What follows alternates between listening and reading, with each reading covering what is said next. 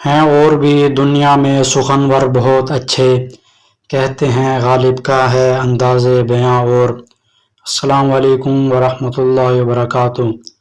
محترم سامعین، آج کا ہمارا لیکچر نجم الدولہ، دبیر الملک، نظام جنگ، ملک الشعراء، مرزا اسد اللہ خان غالب کی حالات زندگی پر ہے۔ مرزا اسد اللہ خان غالب کا اصل نام اسد اللہ خان تھا، لیکن وہ لقب غالب استعمال کیا کرتے تھے۔ ان کی پیدائش 1797 میں آگرہ میں ہوئی۔ ان کی قوم ایبک تھی۔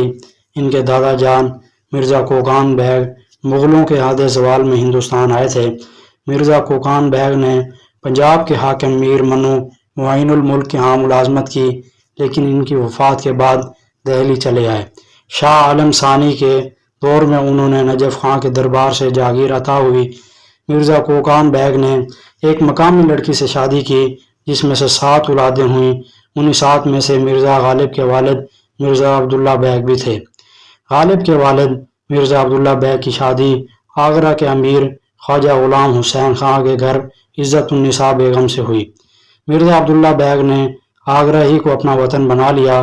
انہوں نے کئی جگہ ملازمت کی، پہلے لکھنؤ، پھر حیدرآباد، دکن اور اس کے بعد ریاست الور گئے۔ یہیں وہ ایک ہنگامے میں مارے گئے۔ باپ کی وفات کے وقت غالب کی عمر تقریباً 5 برس تھی۔ اپنے 3 بہن بھائیوں میں منچلے تھے۔ والد کی وفات کے بعد ان کی تعلیم و تربیت کا فرض ان کے چچا مرزا نصر اللہ خان نے نبھایا۔ انہی دنوں آگرہ پر انگریزوں نے قبضہ کر لیا۔ جھروکا اور لوہارو کے والی نواب احمد بخش خان کا انگریزوں کے ہاں بہت اثر و رسوخ تھا، جبکہ ان سے مرزا نصر اللہ بیگ کے قریبی تعلقات بھی تھے۔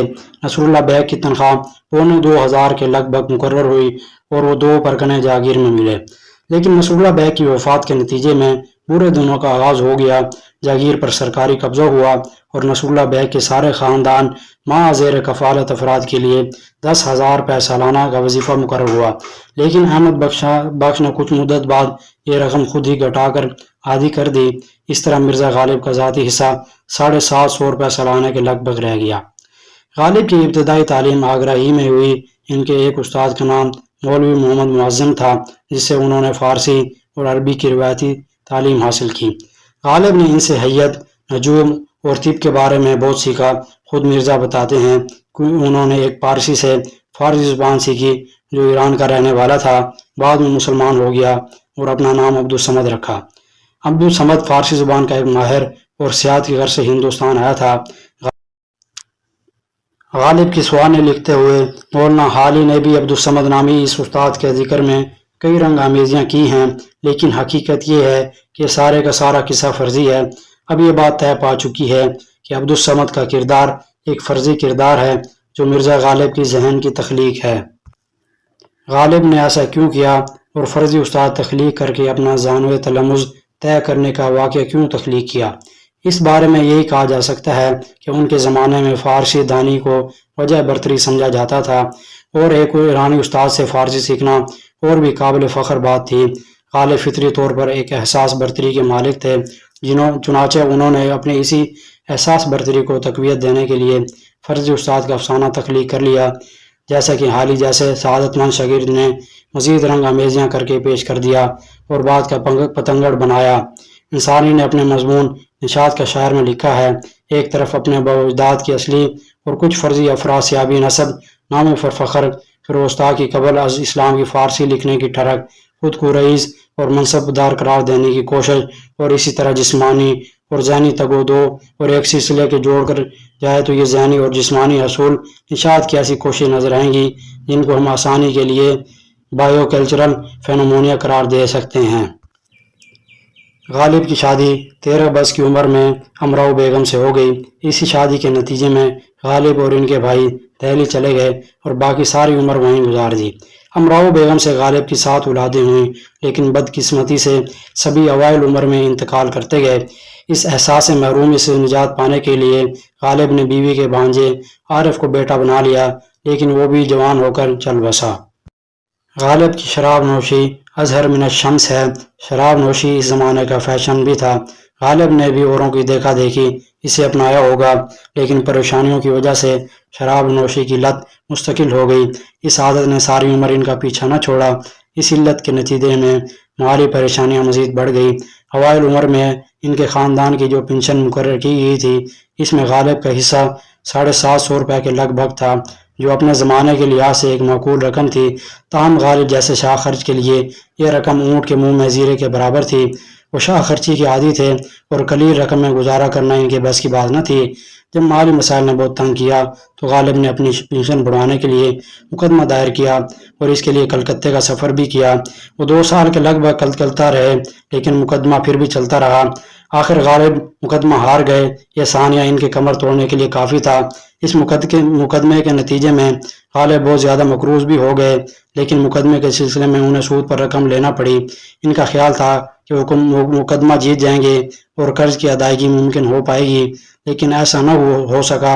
غالب کی ساری عمر ایسی کئی ناکامیوں سے عبارت ہے۔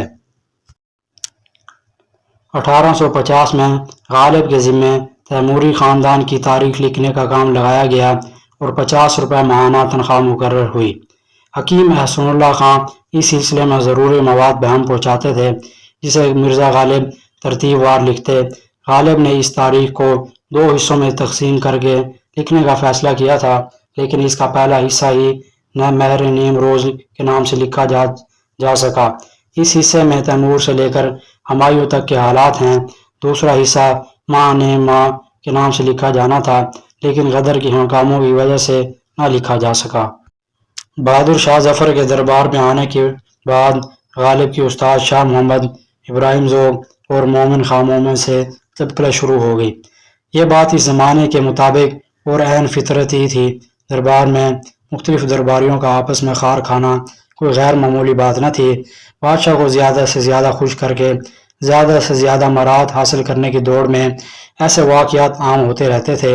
یہ چبکلش ذوق کی وفات تک جاری رہی۔ ذوق کی وفات کے بعد غالب کو شاہ کا استاد بنا دیا گیا اور اس کے 2 بیٹوں نے بھی غالب کی شاگردی اختیار کر لی۔ اب غالب کی زندگی میں ایک ٹھہراؤ آ گیا۔ یہ سارا سلسلہ 3 برس تک جاری رہا، جس کے بعد جنگ آزادی یا غدر کا ثانیہ پیش آیا، جس کے نتیجے میں ہر شعبہ زندگی میں انقلاب آ گیا۔ غالب پر باغیوں کی اہانت کا الزام لگا، جس کی صفائی میں غالب نے دستمبو جیسی کتاب لکھی، جس میں جنگ آزادی میں حصہ لینے والے کو حرامی اور ولد الحیض قرار دیا اور اپنی پاک دامنی کا جواز پیش کیا گیا۔ مرزا غالب نے بلکہ برطانیہ کی شان میں قصیدہ بھی لکھا۔ آخرکار سید احمد خان اور دیگر حضرات کی کوششوں سے خلت اور پنشن بحالی کی گئی۔ اب مرزا غالب اپنے مالی امور کی درستی کی طرف توجہ ہوئے اور ٹونگ، حیدرآباد اور رامپور جیسی ریاستوں کے ساتھ تعلقات پیدا کیے۔ رامپور سے مرزا غالب کے لیے وظیفہ بھی جاری ہو گیا۔ غالب نے دہلی کا سفر 1812 میں کیا تھا اور تقریباً 50 برس دہلی میں قیام کیا۔ غالب پنشن کی بحالی کے غرض سے کلکتہ کے لیے 1826 میں روانہ ہوئے اور فروری 1828 میں کلکتہ پہنچے۔ غالب پٹنہ اور مرشد آباد کے راستے کلکتہ پہنچے تھے۔ غالب حالی کے مطابق کلکتہ میں پورے 2 برس تک قیام کیا تھا، اور کچھ لوگوں نے قیام کلکتہ 1 سال 9 مہینے بھی لکھا ہے۔ غالب نے کوئی لمبا سفر کلکتہ کے سوا نہیں کیا۔ غالب نے کلکتہ کے سفر کے دوران کانپور، لکھنؤ اور بنارس میں بھی قیام کیا تھا۔ اس زمانے میں لکھنؤ کے فرما روا نصیر الدین حیدر تھے اور نائب روشن الدولہ تھے۔ غالب نے لکھنؤ میں مارچ 1826 سے لے کر جون 1827 تک قریباً 15.25 مہینے قیام کیا۔ غالب کی ملاقات لکھنؤ میں میر انیس سے بھی ہوئی تھی۔ غالب 2 مرتبہ رامپور گئے تھے۔ پہلی مرتبہ 19 جنوری 1860 میں نواب یوسف خان کی دعوت پر اور دوسری مرتبہ 1865 میں نواب یوسف خان کی انتقال کے بعد تعزیت کے لیے۔ انگریز حکومت سے غالب کو 700 روپے سالانہ پنشن ملتی تھی۔ بہادر شاہ ظفر کی طرف سے غالب کو 50 روپے ماہانہ ملتے تھے۔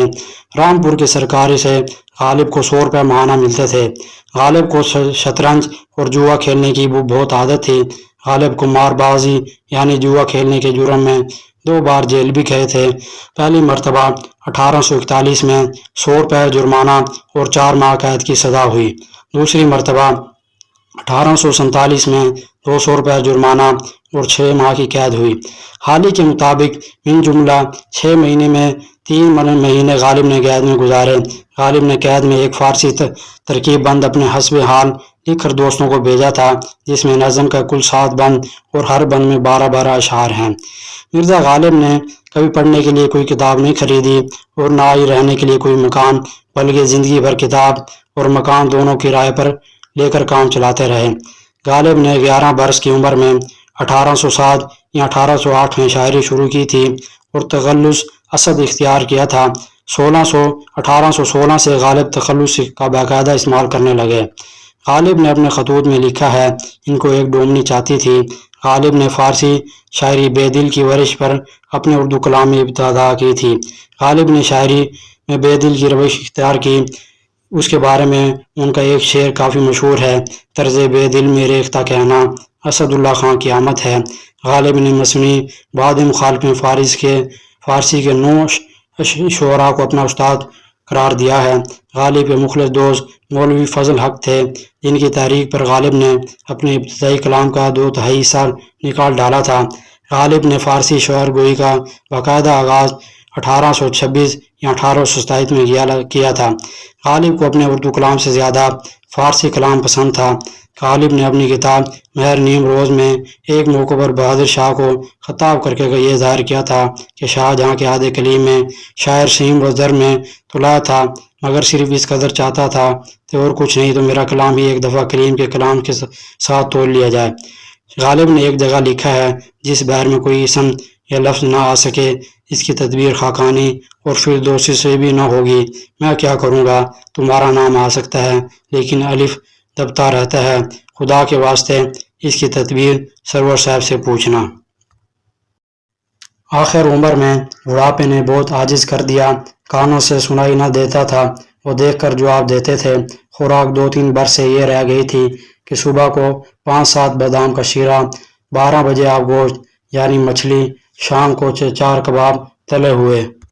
बस ये मुख्तसर सी खुराक रह गई थी। बहुत बीमार थे।